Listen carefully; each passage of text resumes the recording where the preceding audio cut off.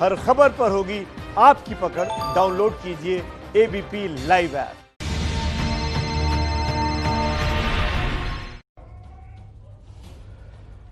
नमस्कार, मैं हूं आपके साथ अनुराग। मुस्कान घंटी बजाओ शो में आपका स्वागत करता हूं। आज आपको बैंक ग्राहकों की लक्ष्मी बंदी, जी सही सुना आपने, बैंक ग्राहकों की लक्ष्मी बंदी करने वाले बैंक प्रबंधनों की घंटी बजानी है जोरदार तरीके से। क्यों? क्योंकि देश के 16 राज्यों में फैले एक और बैंक जिसका नाम है लक्ष्मी विलास बैंक, उसमें जमा लाखों ग्राहकों को अपनी जरूरत के मुताबिक पैसा निकालने पर आरबीआई ने कल से पाबंदी लगा दी है। एक साल पहले पंजाब महाराष्ट्र कोऑपरेटिव बैंक के बाद यह दूसरा बड़ा बैंक है जिसमें जनता का पैसा ही बैंक के कुप्रबंधन के जाल में फंस गया है, अटक गया है। ऐसे में भारत के हर बैंक के ग्राहक के हक की लड़ाई आज आप घंटी बजाकर घर बैठे लड़िए। अपनी आवाज उठाइए, घंटी बजाइए।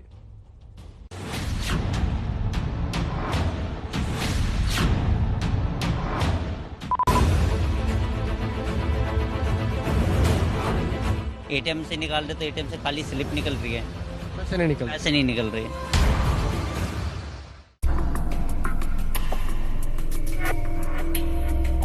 लक्ष्मी विलास बैंक के लिए बुरी खबर आई है। लक्ष्मी विलास बैंक में विड्रॉमेंट की लिमिट लगने के बाद हर तरह की दिक्कत लोगों के लिए खड़ी हो रही है। सिर्फ 25,000 रुपए निकाल पाएंगे। 25,000 में क्या होता है सर? 25,000 में तो कुछ नहीं होता। 82 हुआ है मेरा साल।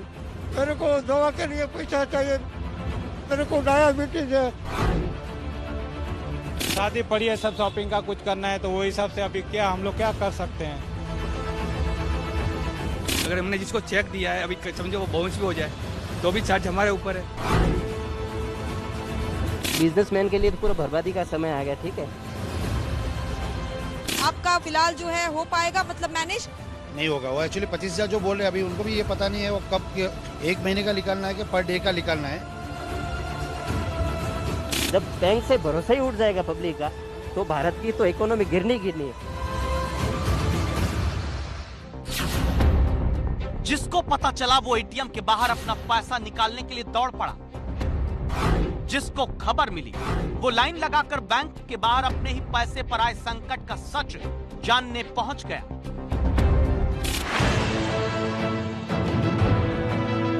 देश का 94 साल पुराना प्राइवेट बैंक, नाम लक्ष्मी विलास।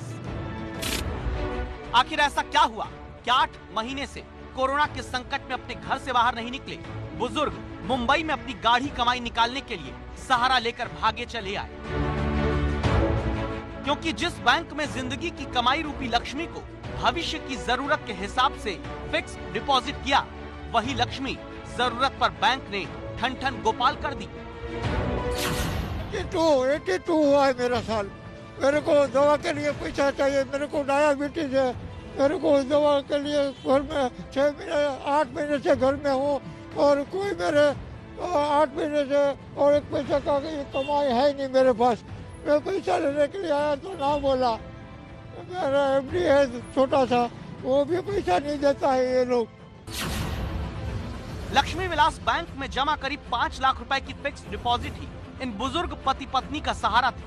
सोचा होगा उसी लक्ष्मी के सहारे हर मुश्किल रास्ते को पार कर लेंगे, लेकिन बैंक से खाली हाथ लौटे बुजुर्ग ग्राहक पत्नी को दिलासा देते चले गए।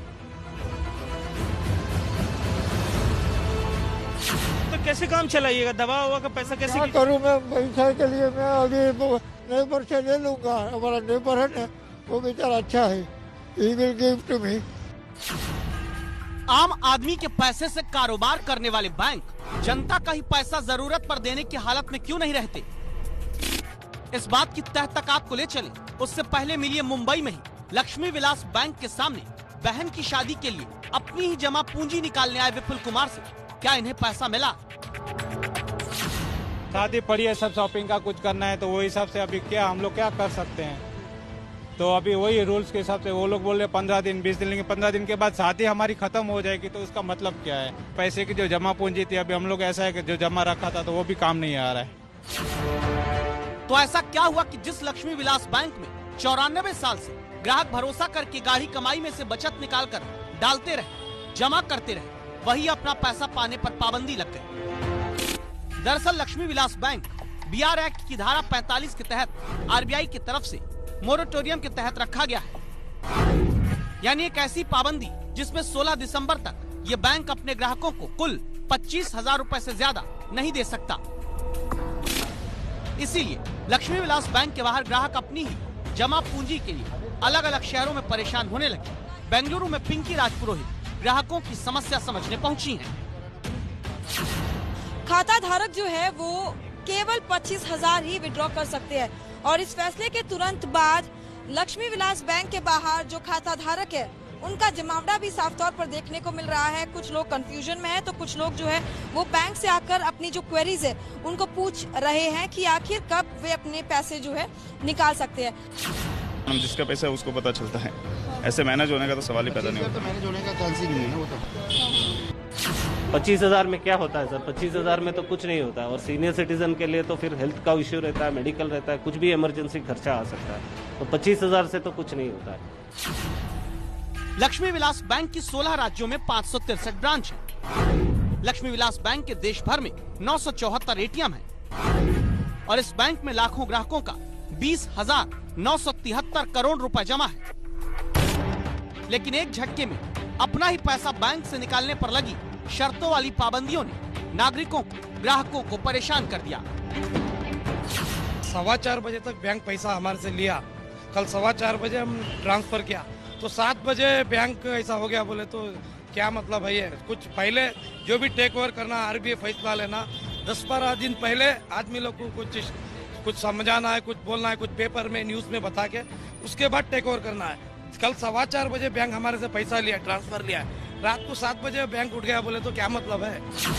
देश में जहां ब्रांच है वहां पे खाता धारकों के पहुंचने का सिलसिला और इस तरीके से खाता धारक कतारबद्ध होकर खड़े हैं ब्रांचेस में और लगातार जो है यहाँ पर विवाद, जो बैंक के कर्मचारी काम कर रहे हैं और उन कर्मचारियों से जो खाता धारक है पहुंचकर अपना हक, अपनी चीजें, अपने सवाल कर रहे हैं। अंदर किसी को नहीं जाने दे रहे हैं, सबका चेक ले रहे हैं, बोल रहे हैं फोन करेंगे आपको, आपका सिस्टम में थोड़ा प्रॉब्लम है, फोन करेंगे, आपका पेमेंट होगा। फिर 30 दिन में ग्राहक सिर्फ 25,000 रुपए अपने ही खाते से निकाल पाएंगे, यानी रोज के सिर्फ 833 रुपए।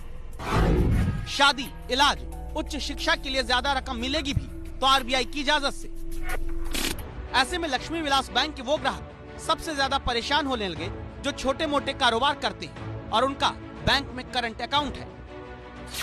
में हम मौजूद हैं नोएडा के सेक्टर 16 के लक्ष्मी विलास बैंक पे, जहाँ पर लोग आना शुरू हो चुके हैं, बैंकों के बाहर पहुंच रहे हैं। भाई साहब मेरे 2 करंट अकाउंट है, एवरेज बैलेंस मेंटेनेंस के चक्कर में 6 लाख अकाउंट में पड़ा हुआ है, वो भी होल्ड हो गया। ऊपर से जो पार्टीज के चेक थे वो भी इसमें अपना रुक गए। यानी आपके पैसे जो है चेक क्लियरिंग के लिए थे? चेक क्लियरिंग के लिए डाल रखे थे, करीब 1.5 लाख वो था। बाकी जो एवरेज बैलेंस के चक्कर में 2 अकाउंट, एक में 3 लाख था, एक में 3 लाख था। ज्यादा सर अपना जब ट्रांजैक्शन ही नहीं हो पाएगा आगे बिजनेस क्या करेगा आदमी? ट्रांजेक्शन नहीं रहता, हम लोग लाख को 2 लाख 10 लाख का ट्रांजेक्शन रहता, उन लोग को क्या करना? अब बिजनेस वाला को ये 25,000 से वो ट्रांजेक्शन आगे पार्टी हम लोग को माल भी बेचेगा नहीं और वापस माल भी हम लोग को देने का भरोसा नहीं करेगा, वो प्रॉब्लम हो जाएगा। जिनकी सैलरी लक्ष्मी विलास बैंक में आती है वो परेशान है, पैसा कैसे निकालेंगे? जिनके चेक 25,000 से ज्यादा के कटने हैं वो परेशान है, अब क्या होगा? जिनकी ईएमआई 25,000 रुपए से ज्यादा है वो परेशान है, कैसे कटेगी? पिछले 3 सालों से लगातार घाटे में था और आरबीआई लगातार बातचीत में था बैंक से। बैंक का कहना था कि उनके इन्वेस्टर्स और आएंगे जिसके बाद से स्थिति सुधरेगी, लेकिन कुछ भी एक ठोस कदम आरबीआई को ये बैंक नहीं बता पाया, कोई भी ठोस प्लान नहीं बता पाया जिसके जरिए वो अपनी स्थिति को सुधारेगा। तो इसको देखते हुए आरबीआई ने ये पाबंदी लगाई है। हालांकि रिजर्व बैंक ऑफ इंडिया का ये भी कहना है कि जो लोग हैं, जो डिपॉजिटर्स हैं, उनको परेशान होने की जरूरत नहीं है, उनका पैसा, उनका फंड सेफ रहेगा। कहते हैं पैसा सुरक्षित रहेगा, लेकिन अपने पैसे के लिए लाइन में लगा दिए ग्राहक पूछते हैं। तो कह रहे हैं अभी न्यूज में भी आया कि आपके पैसे सुरक्षित है, बट क्या बोलते हैं जब तक हम उसे यूज में नहीं ला पाएंगे तो आगे मैं क्या बिजनेस क्या करूंगा? मेरे को तो फंड चाहिए ना। जब करंट अकाउंट का मतलब क्या होता है कि डेली बेसिस पे जो रनिंग में चलता रहे फ्लो में। अब जब तक अकाउंट ही नहीं अगर चल पाएगा तो मैं उसे यूज क्या करूंगा? नेट बैंकिंग तो नहीं चल पा रही, उसमें बार बार वो रीलोड का भी मैसेज आ रहा है ऑनलाइन में। आरबीआई की तरफ से भरोसा दिया जा रहा है कि हर ग्राहक का पैसा सुरक्षित है, पैसा कहीं नहीं जाएगा। लेकिन यही भरोसा तो लगातार देश के बैंकों की बिगड़ती हालत के बाद दिया जाता रहा है। एक साल पहले तारीख थी 23 सितंबर 2019। मुंबई में पंजाब महाराष्ट्र कोऑपरेटिव बैंक की अलग अलग ब्रांच में ग्राहक अपने ही पैसे पर लगी पाबंदी के बाद बेहोश होने लगे थे। हमारी मदद कीजिए, नहीं तो हम दोनों मर जाएंगे। हमारी मदद कीजिए, हमारा सारा पैसा उठिए। हमारा कार्डियक प्रॉब्लम है सर, हमको हार्ट का दिक्कत आ गया था। हमारी प्लीज मदद कीजिए, नहीं तो हम मर जाएंगे, हमारे बच्चे मर जाएंगे। प्लीज हमारी मदद कीजिए। तब भी आरबीआई और सरकार की तरफ से भरोसा दिया गया था कि पंजाब महाराष्ट्र कोऑपरेटिव बैंक में एक एक ग्राहक का पैसा महफूज है। लेकिन घंटी बजाओ शो की टीम ने एक साल बाद जाकर पता किया और पाया कि 4 बच्चों की मां शक्ति बरई अपने बच्चों की पढ़ाई से लेकर अपनी बेटी की दवाई तक के खर्च का जरूरत मुताबिक अपना पैसा आज भी पंजाब महाराष्ट्र कोऑपरेटिव बैंक के अपने खाते से नहीं निकाल पाती हैं। कई बार गए हम लोग और नहीं पैसा मिल पा रहा है। क्या बोलते हैं बैंक वाले जब बैंक में जाती हैं तो? बोलते हैं थोड़ा दिन में आओ। हाँ ऐसा बोलते हैं जी। एक साल के भीतर देश में 3 बड़े बैंक, पहले पंजाब महाराष्ट्र कोऑपरेटिव बैंक, फिर यस बैंक और अब लक्ष्मी विलास बैंक के लाखों ग्राहकों को अपना ही पैसा निकालने पर पाबंदियों का सामना करना पड़ रहा है।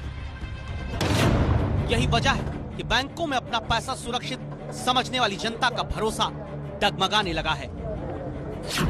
बैंक के पीछे परेशान होती जा रही, हर 3 महीने कुछ न कुछ बैंक का प्रॉब्लम होता ही होता है। ठीक है, इसके बाद अगर गवर्नमेंट, जब पब्लिक का भरोसा बैंक पे नहीं रहेगा तो गवर्नमेंट के बोलते चंद्रगोन हर चीज आप ऑनलाइन करो। जब ये अपना मन मर्जी के हिसाब से बंद कर देते, ब्लॉक कर देते, वो कैसे चलेगा? पब्लिक का भरोसा उठ जाएगा तो देश की इकोनॉमी गिरनी ही गिरनी है। फिर क्या करेंगे सरकार क्या करेगी? देश के बैंक ग्राहकों का अपने ही बैंकों के ऊपर भरोसा डगमगाने की वजह है बैंक प्रबंधन की कुनीतियों का जाल। कौन जिम्मेदार है, इसे हमने बैंक मामलों के जानकार वी.के. सूरी से पूछा। आफ्टर ऑल ये बैंक्स जो है बार बार हिंदुस्तान में क्यों फेल हो रहे हैं, कहाँ पर लैप्स है और उसकी रिस्पॉन्सिबिलिटी किसकी है? सबसे पहले इसके रिस्पॉन्सिबल जो इसकी मैनेजमेंट होती है वो है जो कि अपने निजी फायदे के लिए लोन जो है कुछ लोगों को, ऐसे लोगों को दे देते हैं कि जो कि बैंक का पैसा फिर बाद में डूब जाता है और आम आदमी जो है वो उससे परेशान हो जाता है। यही सच्चाई है। अगर एक साल के भीतर 3 बैंकों की आर्थिक हालत बिगड़ने की वजह पर गौर करें तो लक्ष्मी विलास बैंक में जनता का पैसा इसलिए फंसा क्योंकि बड़े लोन देकर बैंक प्रबंधन ने उस कर्ज को फंसा दिया। 720 करोड़ रुपए का ऐसा ही एक लोन लक्ष्मी विलास बैंक के पतन की वजह माना जा रहा है। तो इससे पहले पीएमसी बैंक प्रबंधन पर भी भ्रष्टाचार करके 6,226 करोड़ रुपए का कर्ज अरबपतियों को देकर डुबाने का आरोप लगा और यस बैंक प्रबंधन पर 11,000 करोड़ रुपए बड़े उद्योगपतियों को देकर डुबाने के आरोप लगे। चिंता की बात यह है कि बैंकों के एक एक लेन देन पर नजर रखने वाली आरबीआई भी समय रहते इन भ्रष्ट प्रबंधन को रोक नहीं पाती है। जब बैंक मैनेजमेंट की तो लैप्स हुआ, लेकिन एक रिजर्व बैंक है जो कि इनको कंट्रोल करने के लिए, इनकी सर्विलेंस के लिए उठाया हुआ है। उनके इंस्पेक्टर्स वहां जाते हैं, जाकर ऑडिट करते हैं। हर साल इंस्पेक्शन होती है, बैंक की इंटरनल इंस्पेक्शन होती है और पूरी गाइडलाइंस हैं कि हर ट्रांजैक्शन की एक लिमिट के बाद जो है वो रिपोर्ट आरबीआई को भेजनी होती है। उसके बावजूद भी बैंक फेल हो जाते हैं तो कहीं ना कहीं सवाल सर्विलेंस पर उठता ही है। यानी बैंक प्रबंधन की अमीरों से मिली भगत और सिस्टम की नाकामी एक के बाद एक बैंकों में जमा जनता की रकम पर संकट लाती है, जिसके कारण ही 30 सितंबर 2020 तक के आंकड़े बताते हैं कि देश के 31 बड़े बैंकों का 7,91,000 करोड़ रुपए का कर्ज एनपीए यानी डुबाया जा चुका है। बड़े बैंक इतना पैसा डुबाकर भी जनता के पैसे पर ही संभल जाते हैं, लेकिन पीएमसी, लक्ष्मी विलास जैसे छोटे बैंक ग्राहकों को अपना ही पैसा निकालने पर पाबंदी लगवा देते हैं।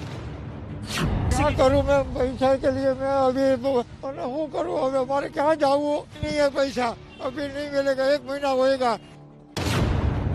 इसीलिए आज एबीपी न्यूज की राय है, जब बैंक ग्राहक की गलती से पैसा नहीं डूबा तो सजा बैंक के आम उपभोक्ता को क्यों दी जाती है? बैंक प्रबंधन जनता का पैसा अरबपतियों को कर्ज देकर ना डुबा सके, इसलिए सरकार कड़े कदम उठाए। कहीं भी कर्ज डुबाने वाले बैंक प्रबंधन पर आपराधिक केस चलाकर तुरंत सजा देने का प्रावधान हो।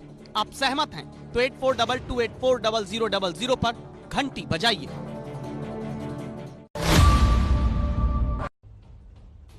कानून जो होता है वो देश में सबके लिए बराबर होता है ना। किसी पार्टी के कार्यकर्ता के लिए अलग और दूसरी पार्टी के कार्यकर्ता के लिए अलग तो होता नहीं है। लेकिन एक मंत्री ऐसे हैं जो सत्ता पाकर कानून कार्यकर्ताओं के लिए अलग और बाकियों के लिए अलग बनाने में जुटे हैं।